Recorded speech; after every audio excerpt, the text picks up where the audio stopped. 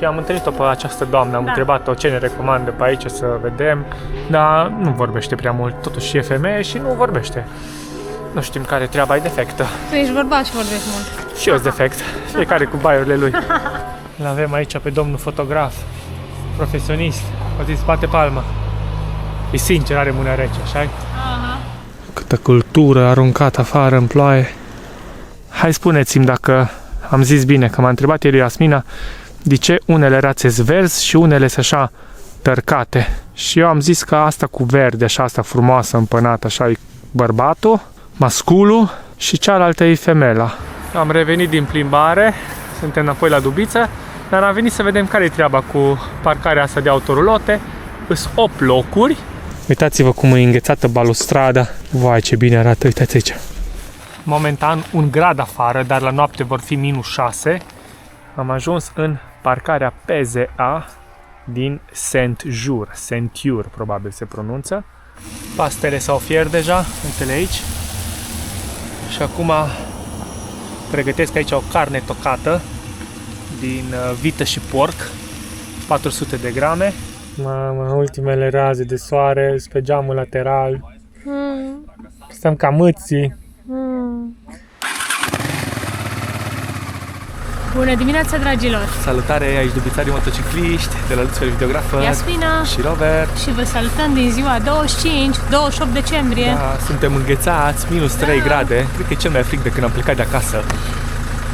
Suntem în Slovenia, dar nu știu exact cum îi spune la... localitate, da, în deasupra de Cranj. la vreo câțiva kilometri doar.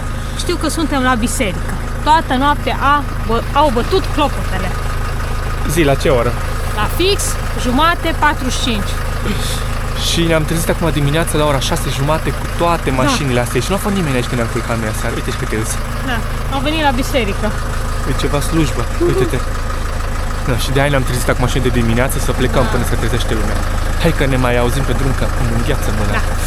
Ciao, ciao.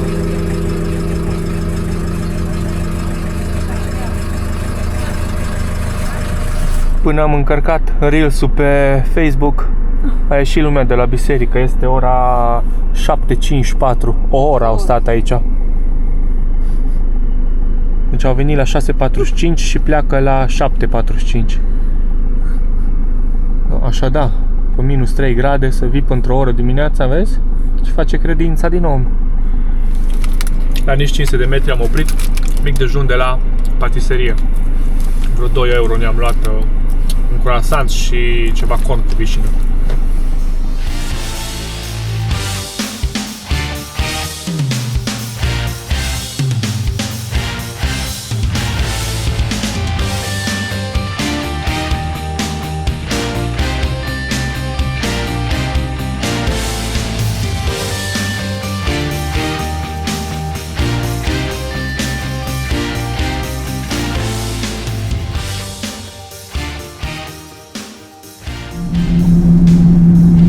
Bă, voi vedeți, soarele acolo zici că e eclipsă din cauza norilor și a ceții foarte dense.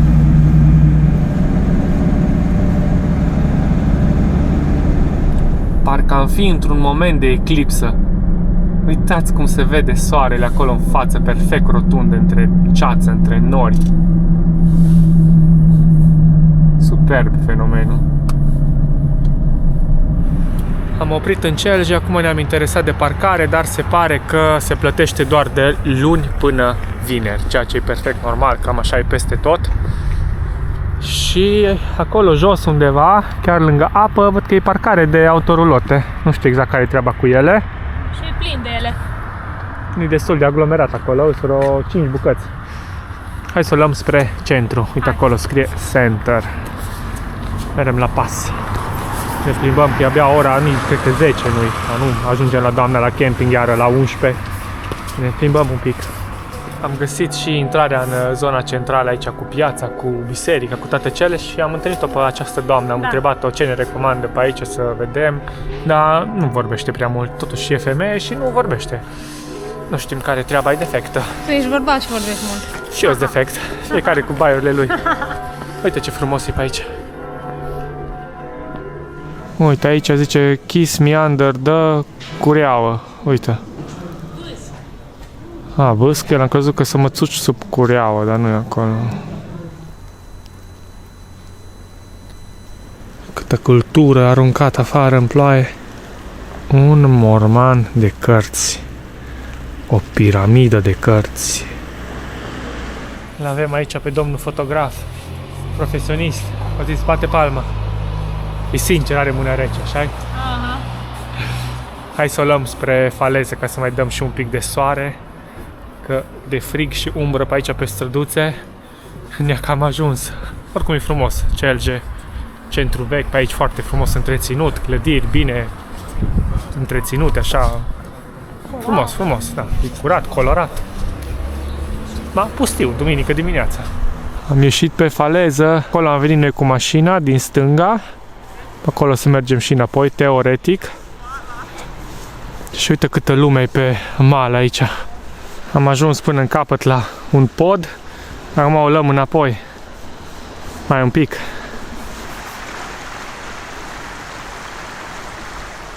Am revenit din plimbare. Suntem înapoi la Dubiță.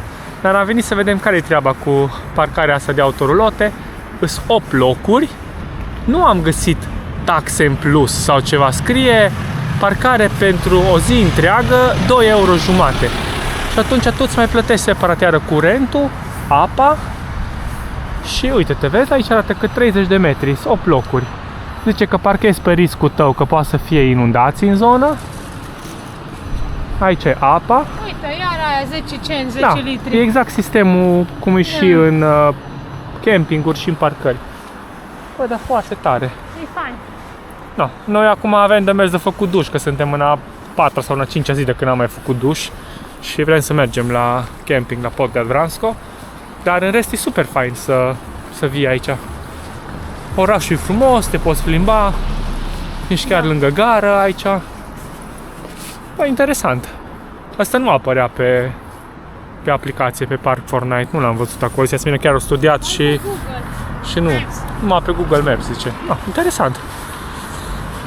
Hai să mergem să găsim o benzinărie, trebuie să facem plinul la mașină și plinul la motorină, la zi încălzitor, că noi suntem azi în a 25-a zi și dacă nu greșesc, acum am consumat în jur de 20 de litri de motorină pentru încălzitor, dar a fost zile când am folosit foarte puțin, poate 3, 4, 5 ore pe zi, dar mai nou acum de când avem 0 grade și chiar minus noaptea, folosim cam 1,5 litri pe zi, cam așa. I-am oprit pe marginea drumului. O văzut Iasmina, mandarine, ce mă duc să fac cumpărături.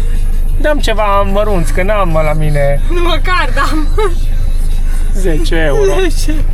Ce să zic, mă, zilea doamna nu mai întreabă. Bă, de un sac. Uite-te ce ești, mâncăm. Sperăm că-s bune.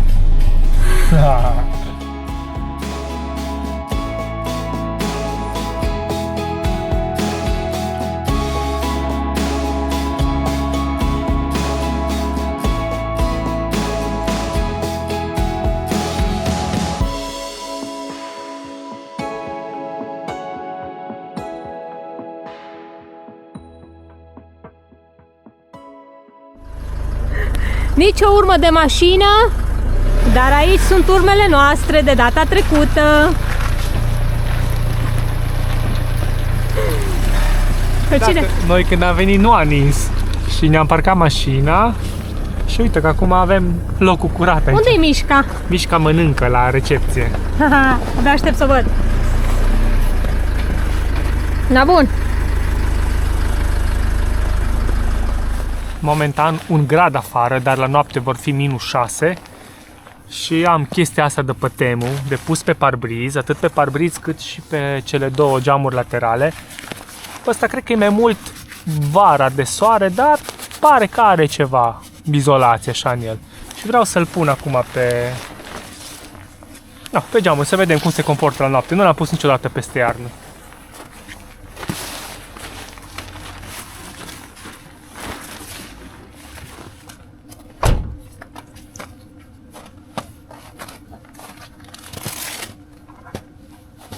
E un pic la limită pentru dubița mea, l-am comandat pentru un Volkswagen, cred că T5-urile alea sau ce.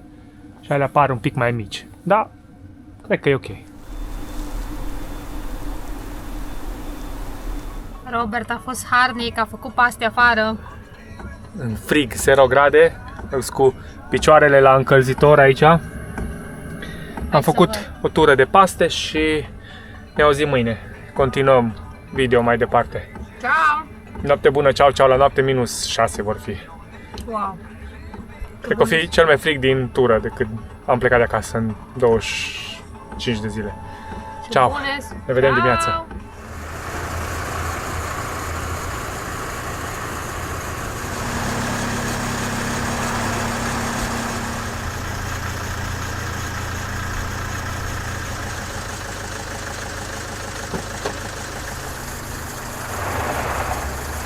Neața, dragilor!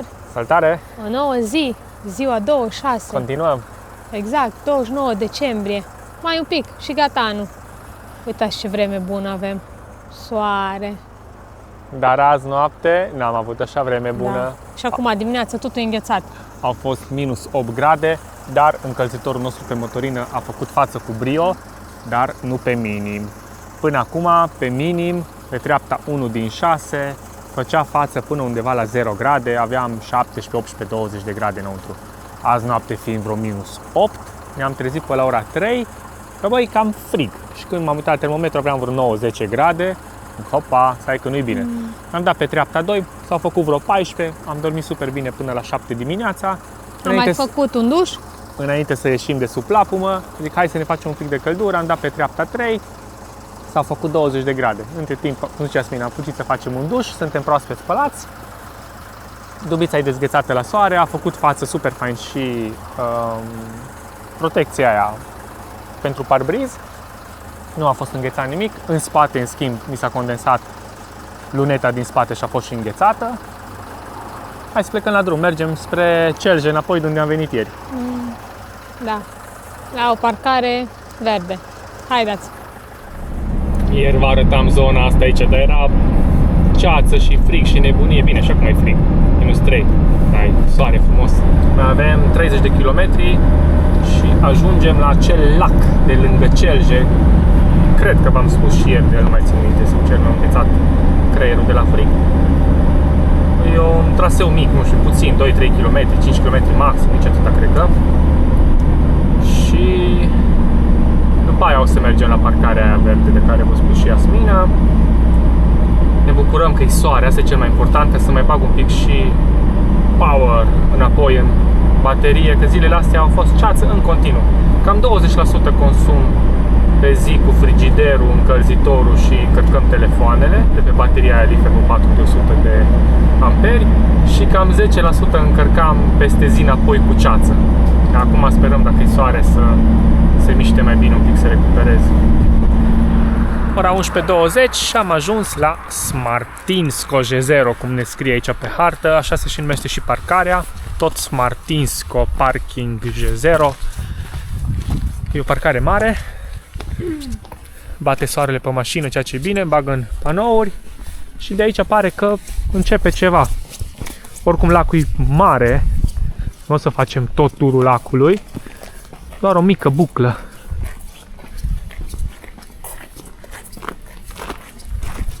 Avem ceva informații aici, hai să vedem. Și uite, urcări pe scări, sus în pădure. Nu știu dacă nu duce la locuitor ceva.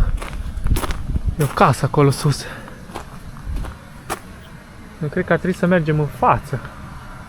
Și să trecem pe scările alea la baraj, acolo cred că ar trebui să mergem noi. Astea duc la ceva casă, sus la om.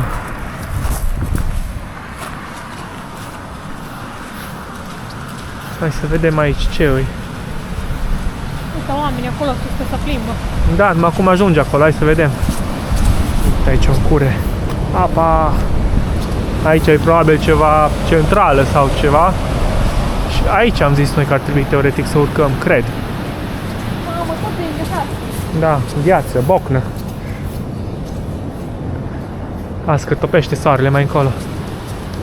Hai să vedem, sperăm că mergem bine. Ne lăsăm duș de intuiție. Ne antrenăm pentru Elveția. Acolo la 10.000 de scări sau 11.000. Nu, 11.000 și ceva. E visul lui Asmina să ajungem acolo într-o zi. Adică la anul. Dar acolo vedem ori urcăm cu gondola și coborâm pe scări, că altfel nu știu cum poți să urca 11.000 de scări. Nu bine. Cred că aici duce la... Da. Acolo, pe alea de lemn trebuie. Noi băi, măcar am văzut, uite aici cum se deversează apa aici. Stai, că nu plecăm. Uite ce am găsit. Am mai venit 1 metru mai sus. Am găsit poteca asta. Sigur tot acolo duce. Exact, uite. Mamă, ce meream înapoi ca nebunii și înconjuram ceva. Aici am ajuns, am crezut că e casa cuiva, dar nu. Nu știu ce e aici, ceva... Fost restaurant, punct de ceva, nu știu ce e. Nu-mi dau seama. Și uite unde mergem acum. Asta încă nu-i podul ăla care traversează în mijloc. E doar ceva... potecă, alee.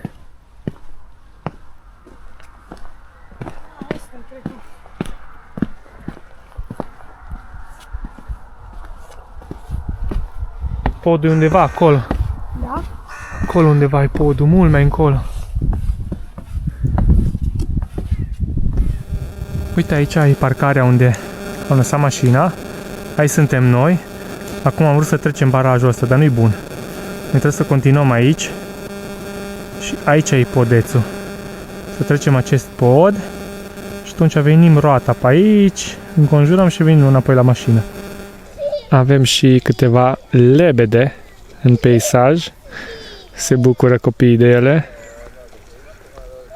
Sunt mari, mă. Sunt niște gâște bine făcute. Deja vedem podul ăla în față. Avem și câteva rățuște. Hai spuneți-mi dacă am zis bine, că m-a întrebat ieri Asmina de ce unele rațe sunt verzi și unele sunt așa tărcate. Și eu am zis că asta cu verde, așa, asta frumoasă, împănată, așa e bărbatul, masculul, și cealaltă e femela.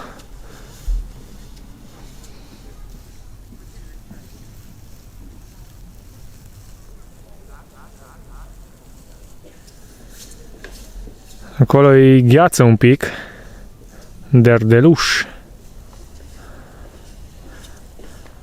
Am traversat și podul. Foarte fain. Iasmina a văzut ceva pești. Dădeau din coadă, făceau valuri. Noi o să avem treabă cu partea asta, cu bucla mică.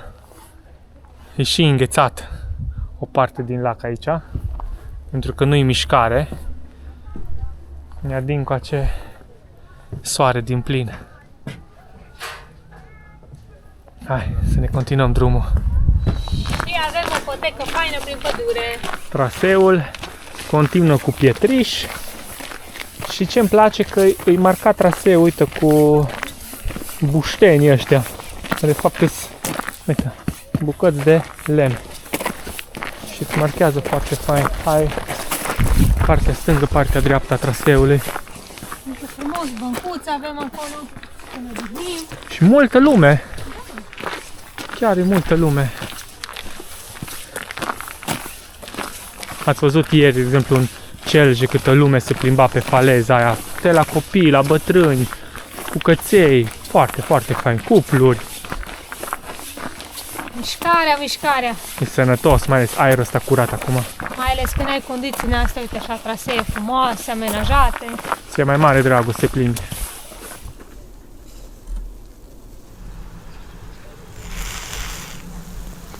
Din nou gheață. Iar ai făcut ceva podeț fain aici din lemn. Uitați-vă cum e înghețată balustrada. Vai, ce bine arată, uitați aici.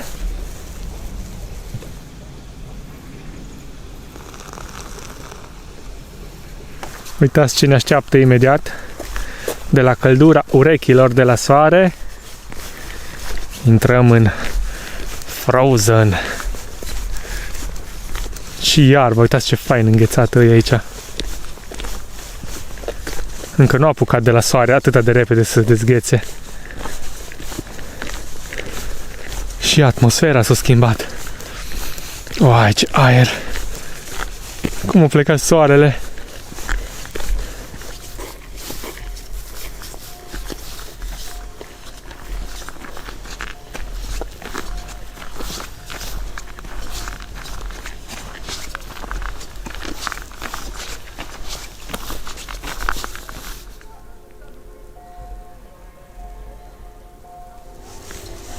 Am revenit la bifurcație. Aici am trecut podul și acum facem înapoi dreapta și mergem pe unde am venit. Deci cred că are, am zis bine, vreo 2 km și un pic e traseul de unde am parcat mașina. Revenit la Dubiță, ora 12 și un pic, 2 km jumate, exact cum am preconizat. Uite că avem umbră deja pe Dubiță. Hai să ne punem la soare. Mai captăm din energie.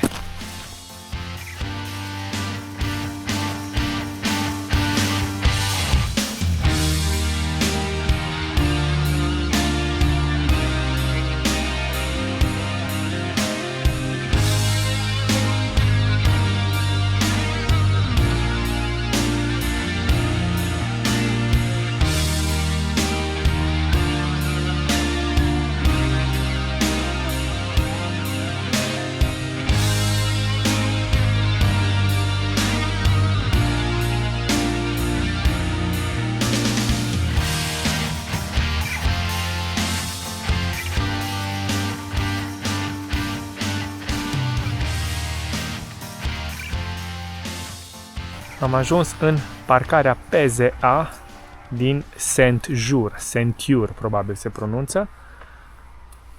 Găsiți pe Park4Night sau pe Google Maps, cum v-am spus, ca PZA. Încă mai avem soare, dar nu foarte mult timp. Și oficial aici cred că sunt 4 locuri mari, plus 2 în capăt. Și sunt vreo 6 locuri. Curentul e în partea aia, iar aici e apa. Aici arată că e locul de deversare. Aici. Pentru apa gri. Uite ce mai e pe aici. Aici se umple apa. E la fel, același stil peste tot, cu 10 eurocenți 10 litri. Sau 1 euro 100 de litri. Și clar și în partea cealaltă la curent e 50 de eurocenți per kilowatt. Uite ce fain e soarele, uite-l, uite-l. Astea sunt locurile imense. Și aici avem partea de curent. 50 de eurocenți per kilowatt. Hai să vedem, o mai lăsat cineva ceva bani? Nu. Aici a mai rămas 1 eurocent.